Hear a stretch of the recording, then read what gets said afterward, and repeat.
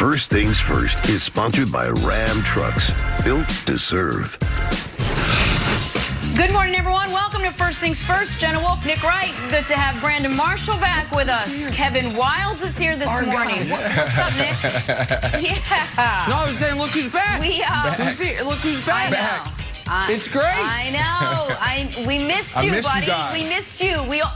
So we waited. Obviously, the NFL is with us, and now we got some real NBA to talk about. We got you here. This starts off with a great morning, so let's go with the big game last night. No Baker? The game we've all been waiting for. Can you believe it? We're not starting with Baker. You weren't here for those.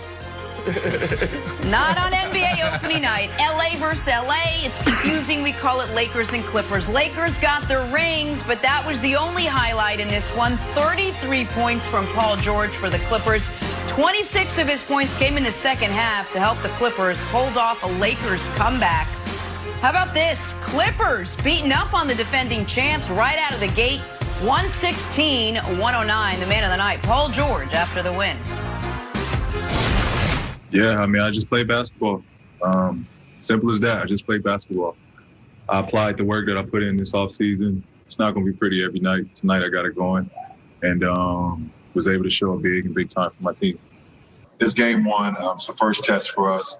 We've literally been together for 9 days as a full group. We got some returning guys, but we got a lot of new pieces that's going to play a big role in our success this year. So we look forward to watching the film tomorrow and get better from tonight. All right, Brandon, when you look at last night's game, was this more about the Clippers or the Lakers? Yeah, Nick. So look, when you look at the off-the-court festivities, it was all about the Lakers, rightfully so. And watching the celebration, I just thought about those sacrifices that those athletes had to make to get to that point. It was a beautiful thing. I don't know if I was the only one, but listening to the families introduce and crown their kings last night was pretty powerful, because as a professional athlete, a former professional athlete, all I thought about was those moments of just, when I eating chicken breasts and broccoli when I didn't want to. And I know, Jenna, you probably love that, and you're going to get on me later about it, but you don't really like to eat that for 6-7 months in a row. You don't want to, when the family's going on vacation and they're having a good time and having a Slurpee, and you got to have, make sure you get your gallon of water in. I thought about those moments, and I was like, wow, that is awesome. But Nick, when the smoke cleared and the lights turned on, it was all about those Clippers. I don't know if you saw it last night. Did you watch that game? It was all about the Clippers. This was the Clippers that we were talking about last year and what we wanted to see. Paul George rips for 33. You got Mr. Consistent Kawhi go for 26. You had Serge Ibaka come in and play lights out. You had Lemon Pepper Lou even come in and look explosive. And guess what? You had Pat Beverly making threes. This NBA season is going to get real interesting, Nick. It was all about those Clippers when those lights turned on. I actually agree with you, Brandon. It was all about the Clippers. And the last time on this show, we led the show with the Clippers. It was with me cackling at their demise. So let me give them a sincere and earnest congratulations, because it had been 362 long, hard days since they had last beaten the Lakers last Christmas. And more importantly, it had been 106 days since they went up 3-1 on the Nuggets. So it had been 106 days between wins for these Los Angeles Clippers. So I'm happy for them. They got that monkey off their back. Now, unfortunately for the Clippers, what I saw last night not only does not make me more confident in their ability to be better than last year, it makes me less confident. They beat the Lakers. I'm happy for them. The Lakers obviously weren't ready to play in the first quarter. They're down 22 points, and that was the story of the game. Lakers clawed back into it, tied it a couple times, never took the lead, and the first quarter ended that basketball game for all intents and purposes. The problem for the Clippers is this, Wilds. Did you see who they're playing? Not who they're against, who they are giving rotation minutes to. In the starting lineup was Nick Batum. Now, I understand Marcus Morris isn't there, but Nick Batum, Nick Batum, who, if people aren't familiar, played for the Hornets.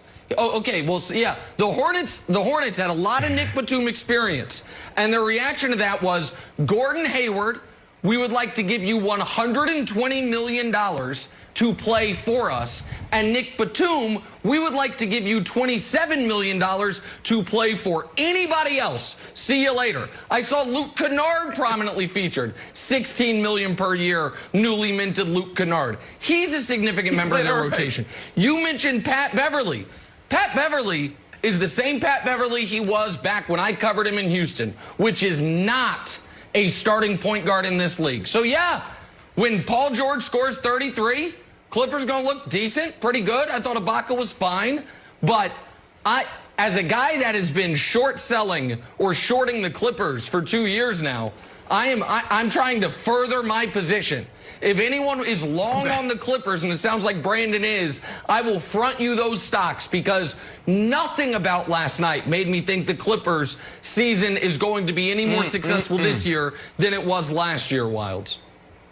Yeah, I agree with Nick, Brandon. I don't think the Lakers were worried at all. And I'm going to show you some clips that were like, LeBron was not in like zero dark 30 mode. He was in the scarier mode of like, yeah, no big deal. This is all taken care of. Here he gets his shot block, and Pat Beverly gets into his face, and look at LeBron's reaction. Okay, sure. Well, that's fine. We came back from a 22-point lead. We can get buckets anytime we want.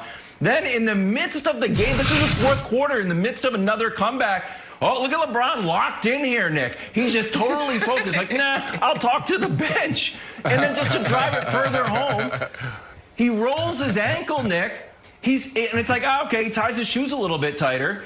Plays a few possessions, like, all right, why don't I just come out for the rest of the game? It's fine. I'll see you on Christmas. Then he tells Rachel Nichols, like, oh, Rachel's like, oh, what do you think about your ankle? He's like, yeah, I'll just drink some wine and it'll go down the left side of my body. I'll be fine. So the idea that like, the Clippers, beat up on the champions, it's kind of like when my son beats up on me, like, oh, you got me and I'm down. Like, wow, what a big win for Russell. Like, I don't know. I was pretty relaxed during the whole fight. I probably could have, I really had the size advantage. So for me, Brandon, I did not think this was a wildly impressive win, because I felt like the Lakers were more of a feel-out game. It honestly felt like a seeding game to me in the bubble.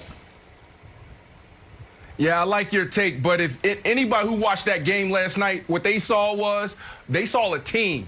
And that was the biggest question mark going into this year with the Clippers. I don't care about what happened last year. It's about what have you done for me lately. And what they did last night, they answered the question. They looked like a team. They were rallying to the floor to help each other up. They looked energetic. They passed the ball. Their rotation was amazing. That was a team last night, and they looked phenomenal. A team whose rotation prominently features Patrick Patterson, Nick Batum, Luke Kennard, one-way player Lou Williams, and one-way player Patrick Beverly. I understand go ahead. Yeah, please. Brandon, yes? Did the Lakers did they have the lead at all? The Lakers have the lead at all last night? So you're talking about who they had. They never did. Okay, so with all those guys you named, why didn't they beat them? Why didn't they beat them? Is because they were feeling out the roster, because LeBron didn't play most of the fourth quarter. And you're right. Listen, it was a good win for the Clippers, and I'm happy for them. They led wire to wire, which means the last game the Lakers led in was when they won the championship. So that's going to be the last time they led, and the last time, and the Clippers now have had a fourth quarter lead for the first time since they went up 3-1 on Denver. What have you done for me lately, baby? Involved. The Clip Show. The Clip Show is back. I'm happy. Good for them. All right, well, maybe the Lakers can